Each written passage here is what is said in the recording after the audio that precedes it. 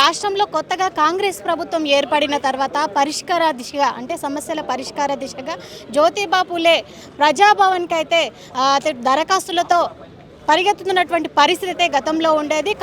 గత కొన్ని రోజులుగా అటు కాంగ్రెస్ ప్రభుత్వం అయితే ఒక నిర్ణయం తీసుకుంది. గాంధీ భవన్లోని ఇందిరా భవన్లో ప్రజా సమస్యలపై మంత్రులతో ముఖాముఖి కార్యక్రమాన్ని ప్రతి బుధవారం ప్రతి శుక్రవారం కూడా నిర్వహించాలని చెప్పేసి ఈరోజు అయితే ప్రారంభించడం జరిగింది. ఇందులో భాగంగానే మంత్రి పొంగులేటి శ్రీనివాసరెడ్డి ఈరోజు ప్రజా సమస్యలపై మాట్లాడడానికి మంత్రులతో ముఖాముఖి కార్యక్రమంలో పాల్గొన్నారు. అందులో భాగంగానే ఇటు లెక్చరర్స్కి సంబంధించి కొన్ని సమస్యల పరిష్కార దిశగా మంత్రిని కలిస్తే మా సమస్య పరిష్కారం అవుతుందని చెప్పేసి కొంతమంది అయితే వచ్చారు.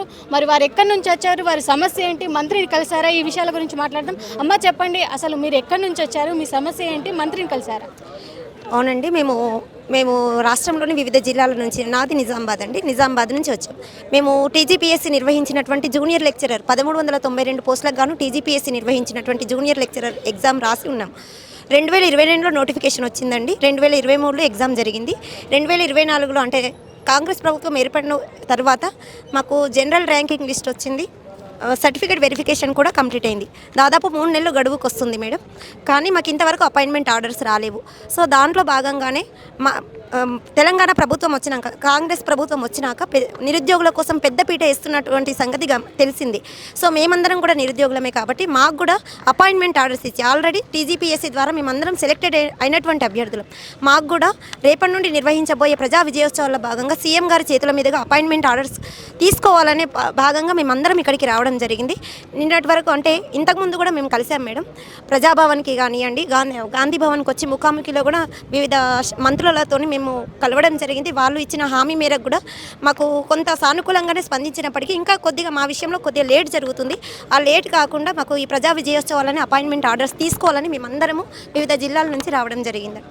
సో మొత్తం ఎంతమంది వచ్చారు, అసలు మంత్రి లోపల మీకేం చెప్పారు? సో ఎక్కడ స్ట్రక్ అవుతుంది అంటే కొన్ని రిజల్ట్స్ వచ్చినాయి మేడం ఇంతవరకు. ఇంకొక 7 సబ్జెక్ట్స్ రిజల్ట్స్ రావాలి. ఎక్కడ స్ట్రక్ అవుతుందో దాన్ని పరిశీలించి వెంటనే సానుకూలమైన నిర్ణయం మీకు వస్తుంది అని హామీ ఇచ్చి పంపించడం జరిగింది. దానికి సంబంధించిన ఒక మనుషులను అయితే పురమాయించారా? మరి ఎన్ని డేస్ పడుతుందని చెప్పారు? ఎన్ని డేస్ ఇంతకుముందు కలిస్తే కూడా 15 డేస్, దసరా వరకు, దసరా కానుకగా మీకు అపాయింట్మెంట్ ఆర్డర్స్ వస్తాయని చెప్పారు. దసరా అయిపోయింది, దీపావళి అన్నారు, దీపావళి అయిపోయింది. సీఎం జన్మదినం సందర్భంగా కూడా మాకు అపాయింట్మెంట్ ఆర్డర్స్ వస్తాయని పేపర్లలో దాంట్లో వచ్చినాయి మేడం న్యూస్. కానీ ఇంతవరకు మాకు రాలేదు. సో ఇంకా ఫైనల్ లిస్ట్ రాని గ్రూప్ 4 సెలెక్షన్ని మేము విజయోత్సవాల్లో భాగంగా ఇస్తామని చెప్తున్నారు.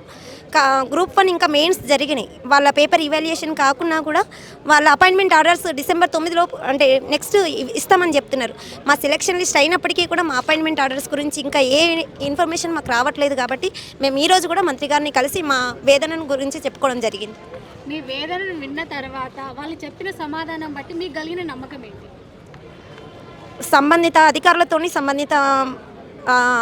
అధికారులతో మాట్లాడతామని చెప్పడం జరిగింది. ఇంకా వెయిట్ చేస్తున్నాం మేడం. ఇంకా ఎందుకంటే సరే టీజీపీఎస్సీ దగ్గర కూడా స్టాఫ్ లేరు. ఓకే, ప్రభుత్వంతో అనుకూలంగానే వెళ్తున్నాం మేము. ప్రభుత్వం మీద ఉన్న నమ్మకంతోనే ఇంకా వెయిట్ చేయడం అనేది జరుగుతుంది. కానీ ఈ విషయం అనేది సీఎం గారి దృష్టికి వెళ్ళి కొద్దిగా సీఎం గారు దీనిపైన ఫోకస్ చేస్తే మా ప్రాబ్లం తొందరగా సాల్వ్ అవుతుంది. మేము అందరం తొందరగా మా ఉద్యోగాల్లో మా విధుల్లో మేము చేరబోతాం. లెక్చరర్స్ అయితే తమ విధుల్లో చేరుతామని నమ్మకం ఉన్నా కూడా కొద్దిపాటి ఆలస్యం అని చెప్పేసి గతంలో అనుకున్నా కూడా దాదాపు రోజుల తరబడి కాదు నెలల తరబడి కూడా ఈ సమస్యలు ముఖ్యమంత్రి దృష్టికి తీసుకెళ్ళలేకపోయారు. ఇప్పుడు మాత్రం ప్రత్యేకంగా కొంతమందిని అంటే అక్కడ ఉన్నటువంటి అధికారులను పురమాయించి త్వరితగతిలోనే లెక్చరర్కి సంబంధించినటువంటి సమస్యలను పూర్తి స్థాయిలో కూడా మేము పరిష్కరిస్తాము, వాళ్ళు విధుల్లో చేరే విధంగా కూడా మేము చర్యలు చేపడతామని చెప్పేసి మంత్రి పొంగులేటి శ్రీనివాసరెడ్డి గారు చెప్పినటువంటి పరిస్థితి ఉందని చెప్తున్నారు ఇక్కడ బాధితులు.